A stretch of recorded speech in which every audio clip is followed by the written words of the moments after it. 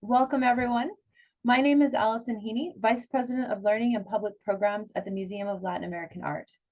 We welcome you today, Wednesday, September 27th, 2023, to this edition of the MOLAA Zoom Project, in conversation with the artist Milagros de la Torre, where MOLAA Chief Curator Gabriela Urtiaga will discuss with the artist her work and career. MOLAA also acknowledges the support of the Dwight Stewart Youth Fund, the Miller Foundation, the Arts Council for Long Beach, and a special thanks to the California Arts Council Arts Exposure Grant for their constant support of the educational programs at the Museum of Latin American Art. Each chapter of the MOLAA Zoom Project features a conversation between the most remarkable artists from Latin America and Latinxs across the US and our Chief Curator, Gabriela Urtiaga. Together, we focus on a series of specific artworks which require close inspection, a deliberate process of contemplation and exploration, and delving into the ideas surrounding the creation of the works, in an effort to immerse ourselves in the world of the artists. In Chapter 37, the MOLAA Zoom Project's Chief Curator will join multidisciplinary artist Milagros de la Torre, whose work explores the connections between image language and the notion of racial identity, violence, surveillance, and censorship through an autobiographical lens. De la Torre has studied communication sciences at the University of Lima, as well as received a BA in Photographic Arts from the University of Arts, London. Her first solo exhibition, Under the Black Sun, 1993, was curated by Robert Delpire and was presented at the Palais de Tokyo, Paris in 1995. She worked as a curatorial assistant in the photography department at the Musée Carnavalet, Paris. She received the Rockefeller Foundation Artist Grant and was awarded the Romero Martinez Photography Prize and the Young Ibero-American Creators Prize for her series, The Lost Steps. De la Torre is currently the co-chair for the photography department at Bard College MFA program and serves as the board of Penumbra Foundation New York, a nonprofit organization that brings together the arts and science of photography through education, research, public and residency programs. With her work having been exhibited broadly and as part of the permanent collection in numerous museums, including the Museum of Modern Art, New York, the Art Institute of Chicago, the Museum of Fine Arts, Houston, the Blanton Museum of Art, Austin, Harvard Art Museums, Cambridge, Princeton University Art Museum, Yale University, MIT, and Museo de Barrio, New York, and RISD Museum in Providence. Today's session was pre-recorded, so please do send us your questions and thoughts to info@mola.org. We hope you enjoy this presentation. Thank you, Alison, for the presentation and all the MOLAA team. Hello, everyone, and welcome to MOLAA. Bienvenidos a MOLAA. Thank you for joining us today in this special Zoom project as we celebrate the career of the amazing photographer, artist, Milagros de la Torre. Hello, Milagros, querida, how are you? Very, very nice to be meeting with you today, Gabby. Thank you so much for the invitation. It's a real pleasure because I am impressed about your career and your commitment. And Milagros, the first question is if you can tell us about your beginning as an artist and also about your commitment to reflect through your work the intersection between art and social justice. How did it all start? I would say it started when as a Peruvian artist, I didn't have the possibility of studying, in my case, photography or image-based processes when I was in Peru. So I am one of the the classic immigrant artists that had to travel, to go away from their own country and had to study abroad. So I did my my college degree in London, where I attended the first program based on photographic arts, which wasn't that common back then.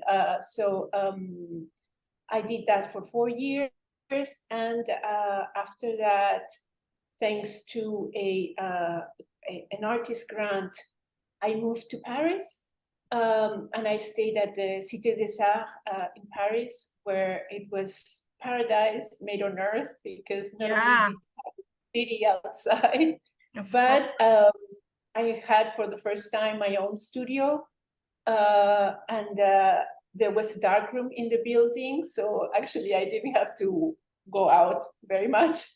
I would stay in the studio and working in the dark room, you know, through the day and night, and that was one of the best times that I can remember from the start of being an artist.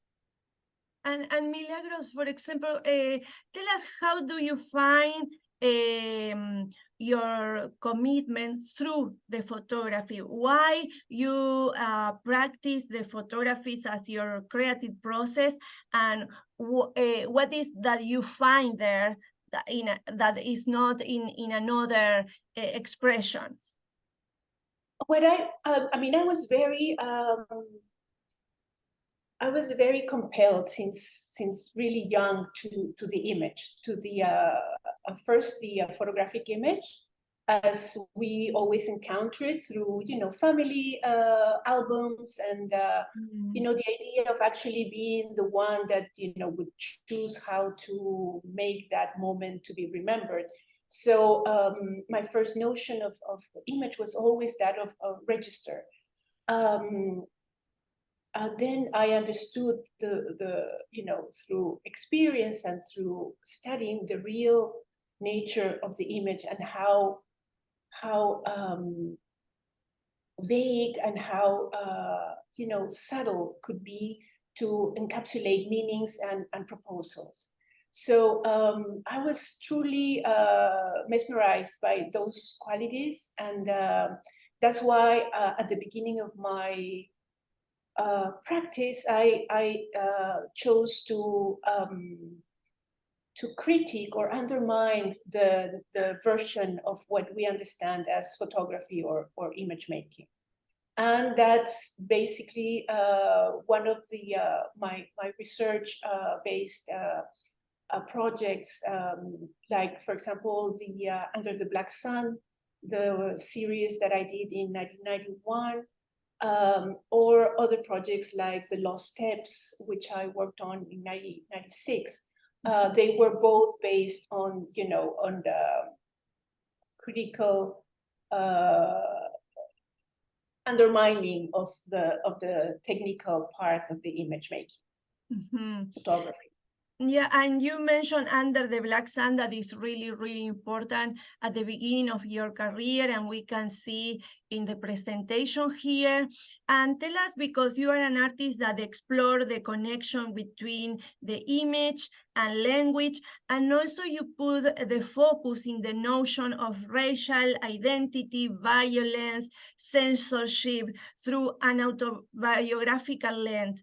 Could you put the focus in this particular series and share with us the message behind this incredible research? Well, right after I finished college, I had the chance to go back to Peru, because I couldn't through you know, through the years of college, for the first time after 4 years. My family comes from Cusco, which is the Andean city of known for Machu Picchu and the Inca Empire. So I went back to Cusco to look at the amazing light that this mountain city, you know, is very famous for. So by being in Cusco, I started noticing a technique, rudimentary technique used by street photographers, which, you know, they would stay near the plazas, near the places where you would need documents to be done, and understood that their work was based on taking ID photographs of their clients, but in a very very quickly way. so as they could continue doing their documents. And this was well before digital imagery and well before any Polaroid ideas, you know, that to have instant reproductions of a portrait.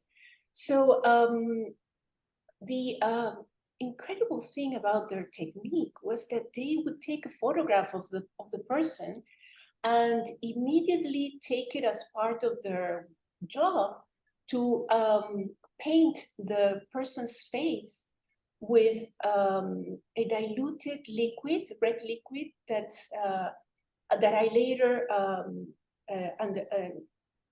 knew that it was mercurochrome, which is a type of medicine that you use for cuts and bruises, right? So what they had is this, you know, diluted mercurochrome in a container, and they would take a brush and paint the face of the person who they just took the photo from. And the incredible thing happened when they rephotographed this negative, and the skin tonality of the person that they had photographed became it showed a fairer skin tone. They looked as if they were white people, and not the brown skin tonalities of indigenous citizens from a place like Cusco. So I was completely taken aback, just because of, you know, they had the notion that they had to do this very quickly, and that their client would be happy by being represented with a wider or fairer skin tonality than what they actually had. So, you know, the idea that photography beautifies, and, you know, now we have this through, you know, filters and Instagram filters and whatnot, but at that time, this was what was happening. Now, I used the same technique, I used the same space, I took photographs of passersby in Cusco, but I decided to stop the process in the middle, when the negative image is still covered with the diluted medicine, you know, the veiled diluted medicine on their faces. I mean, just, you know, by not showing that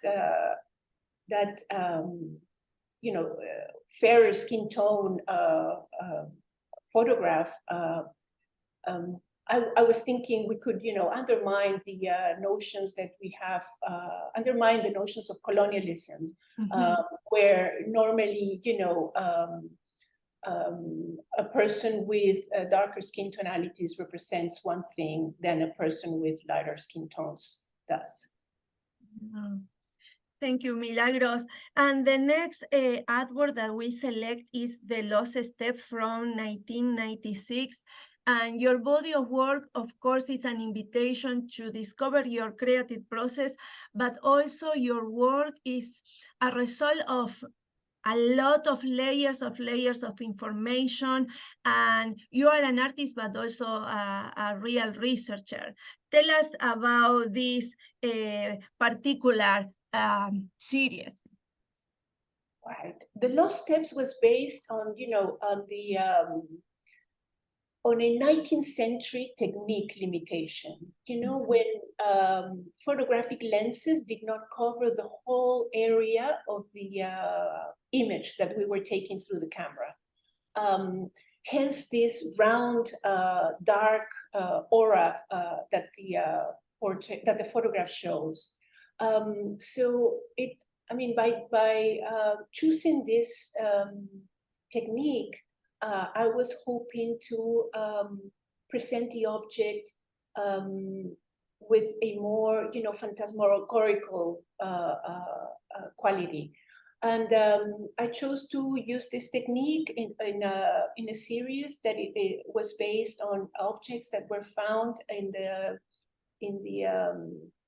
Judicial Palace in Lima, where you know, these were objects presented as evidence, as criminal evidence, at a time when Peru was submerged in in terrorism. So they represent mainly some of, you know, the historical process, I mean, the historical times that we were going through.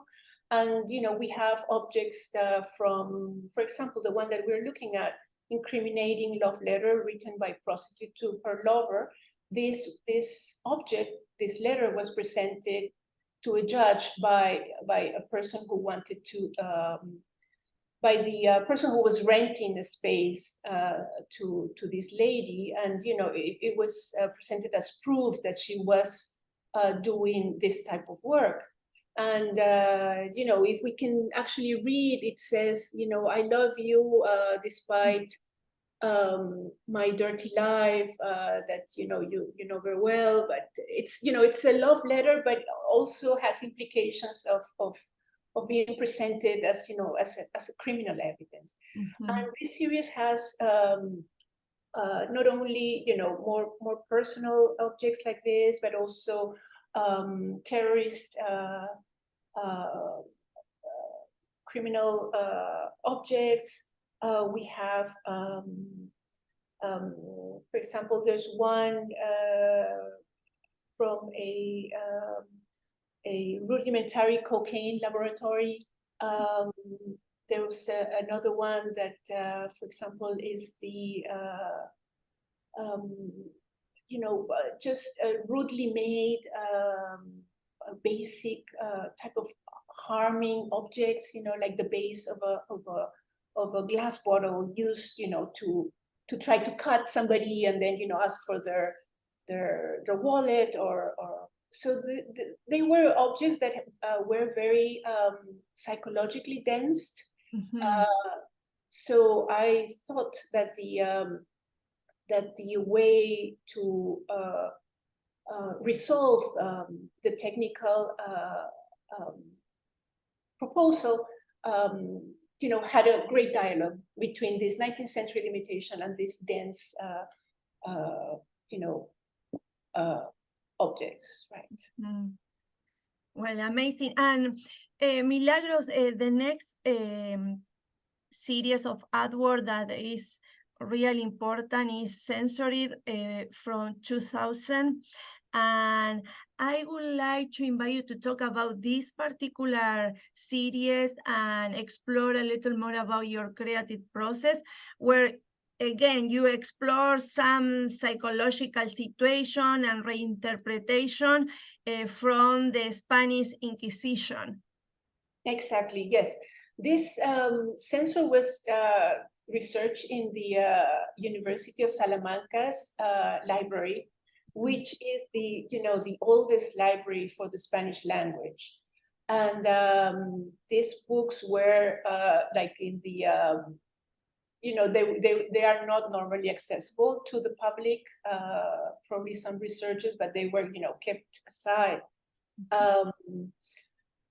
When I got the okay to make the photographs and first, you know, study these books, I immediately saw, first of all, their graphic appeal, you know, the sense of these very dark, you know, ink-like blotches, you know, and immediately I imagined these works to be very big format. And big format at that time was the format that we had, you know, the biggest photographic paper that we have, and you know, it's not not that big anymore, but at the time it was the biggest format I could use. So yes, they are 39 by 47 inches each, because I wanted to, first of all, have a visual appeal. You know, they're very beautiful colors and textures in the photographs. There's a very beige, soft background.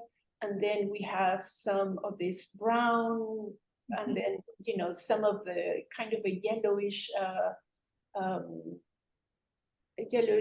toned, you know, old paper type of tonality or cast.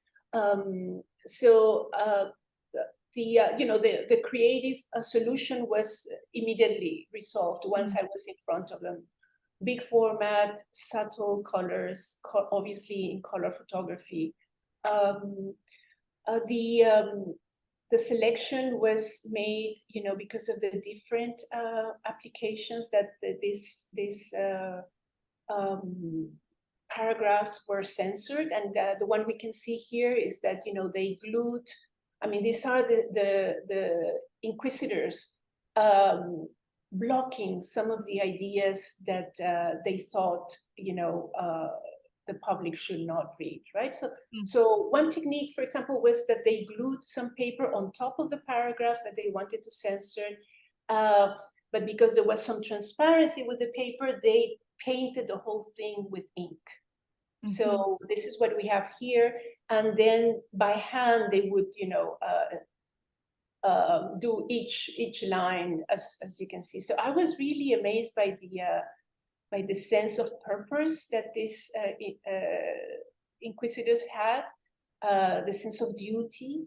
And also there was something very strange at the beginning of each of these books, that you normally have the author, the first page, you normally have the title and the author's name. And incredibly enough, these books that were censored had the censored name. So they became a new author for the work in a way, they signed their name on the front page. These are mainly, Erasmus de Rotterdam, who was, the bestseller at the time, ideas of liberty, human mind, higher consciousness. So these were the ideas that the Catholic Church wanted to subtly or not subtly, but to censor it, right? Yeah, and Milagros, tell us what is the reaction of the audience when they discovered that this image that combine apparently different colorations, and the end is a result of aggression, violence. Could you share with us some feedback that you received?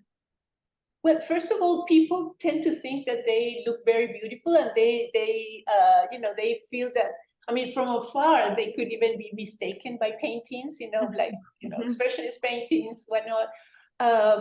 But when one gets a closer look, you can just see the lines and the written sentences that were censored. Like, as I said, in this one, we can see that the paper broke with time, and we can actually read some of the, a fragment of the passage that was censored.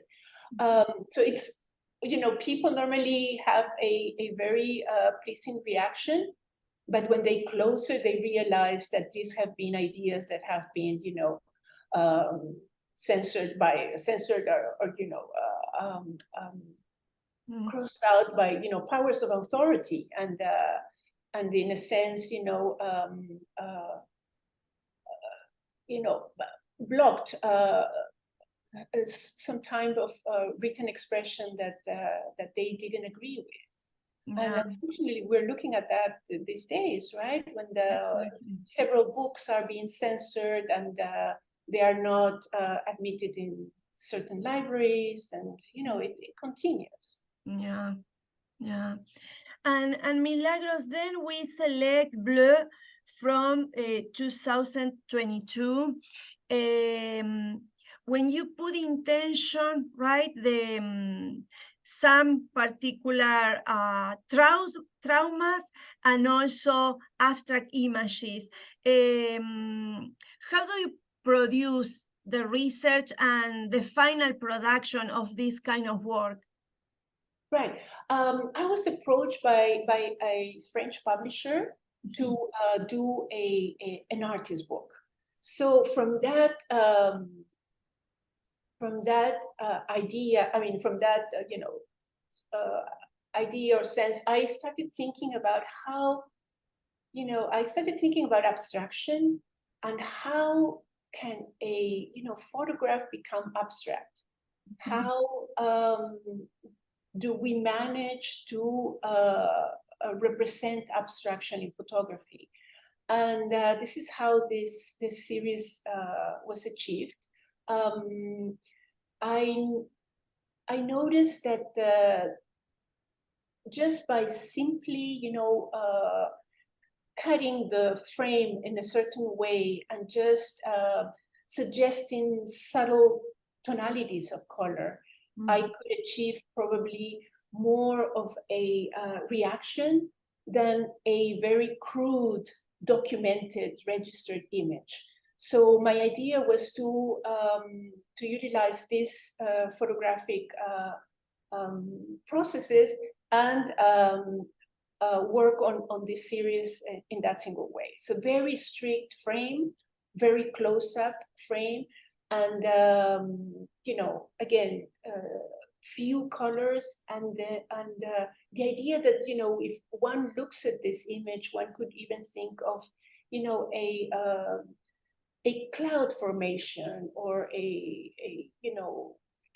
landscape format, and not the trauma, the trauma that was centered on the skin, right, on the skin tonality.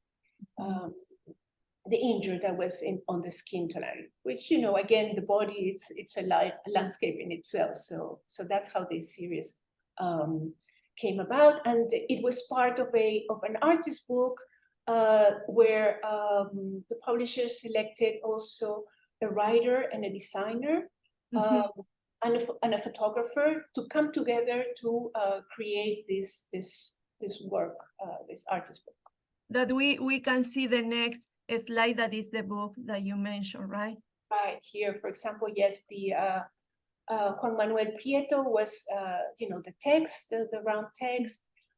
Pierre Charpin was the case design, and Olivier Andreotti was the graphic design, and with my photographs, which in the book are original prints. Fantastic. And another important artwork that I would like to explore with you is if you can explain us the methodology that you use for making art through dactylares from 2004. Are you using biometrical fingerprint, verification of criminal record for American residents? Yes, this diptych, it's a work that I that felt very natural to be made, and it also marked my immigration into the United States. It was the first time that I had to prove that I was not a criminal, to be able to continue with the process of naturalization and first, immigration. Where I was, asked to put not only my fingerprints, but also the base of my hand, which, apparently sometimes fingerprints there could be doubles or triples found. So they need also the base of the hand to be able to run you through these data programs and see that you, in fact, are a person, a person that it's worth coming to live in this country.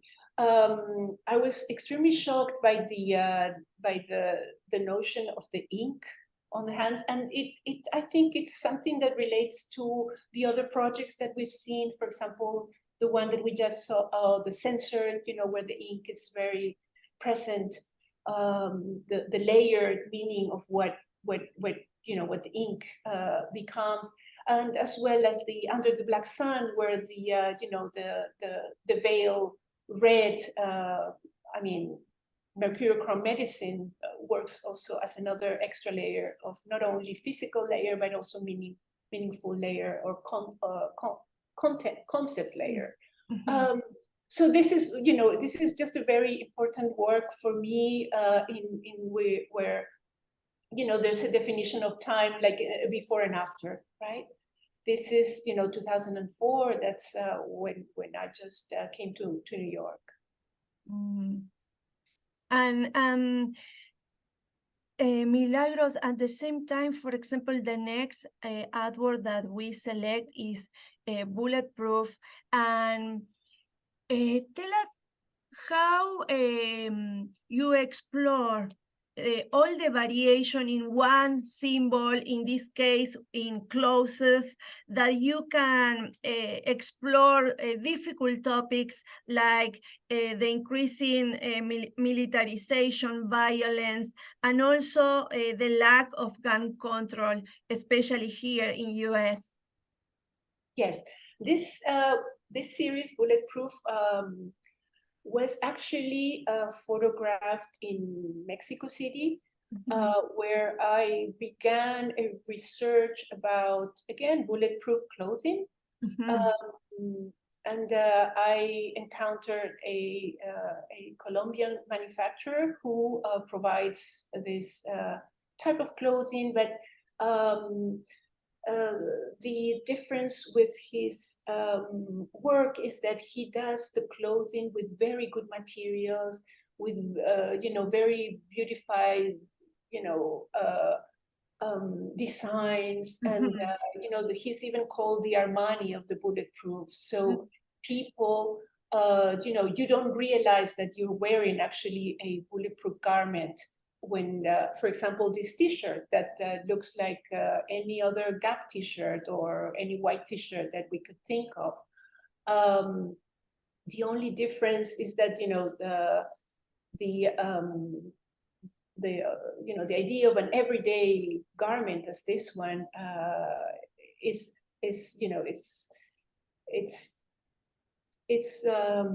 in a sense subtly it's not telling us that that the wearer is using this object as to protect himself or herself or themselves from a firearms attack. So it took me a long time to photograph these objects, and the decision, again, my artistic process comes into deciding what type of visual strategy to use per each subject matter or per each series. And for this one, Bulletproof, it was, I wanted it to be so normal, so I attached myself to the images that we normally encounter in clothing catalogs, where a garment is placed in a very empty white space, and it's almost like just presented itself, right, with a hanger. Now, these works are life-size, so as you can see, 39 inches, square inches. So when you are looking at the work in a exhibition space, you can actually feel like you could wear it. It's that same size of a human body, right? But this image here gives us very small clues as to its origin. You can just see to the left side that there's a zipper that you go up under the arm. So that zipper opens up the space where the bulletproof material is placed, the plate that will protect the wearer from the firearms, right, attacks.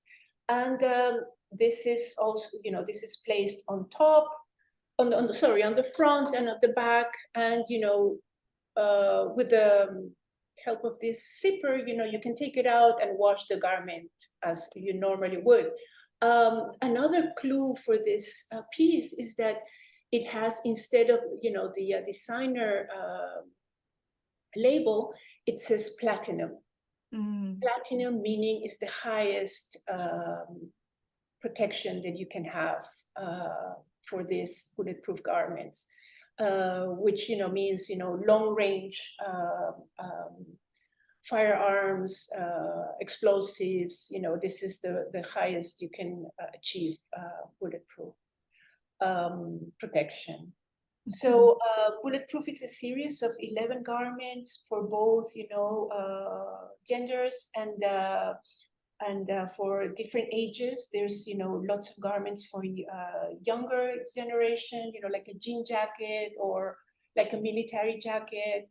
And also for, older ones, like more like a dressing jacket or a dinner jacket that you can also wear. And Milagros, this is amazing, and thank you for sharing all your knowledge. And the last artwork that we select is System and Constellation from 2018. And I would like if you can share with us your message in this particular series that you are exploring the new biometric human face, right? That you connect the different systems that are developed for facial recognition. And tell us a little more about this and your approach and connection with this particular topic. Right, thank you, Gabby. Systems and constellations started from, a research I've been doing for a while in regards to how one understands a face and measure, what type of measurements are done in face through physiognomy. And I've been doing, this research since, the beginning. From the Egyptians, they had this idea that a certain face should be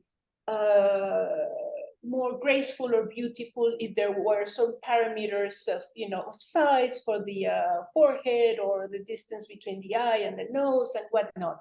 So all of these physiognomy details brought me back to our present time, where we are looking at the biometric and facial recognition systems. And this, I made this work at a time where, for example, Facebook already tagged you automatically. I mean, that didn't happen. These systems were, from 1 month to the next, they were, getting better and better. And of course, the database that they were gathering was very impressive. So they would recognize a citizen immediately, even if you were walking in a street in La Habana, or if you were walking in a street in New York, they would immediately know who you were in an airport. So I understood that this was a new representation that we, as we're even talking about AI now, that we had to live with. So I chose to present children because they are the ones that are going to be living through this, from the beginning of their existence to, the oldest they get, and how, we represent these faces in a way that, they mean, I mean, looking at a face, it's also subjectively, the most beautiful, representation we have as humans.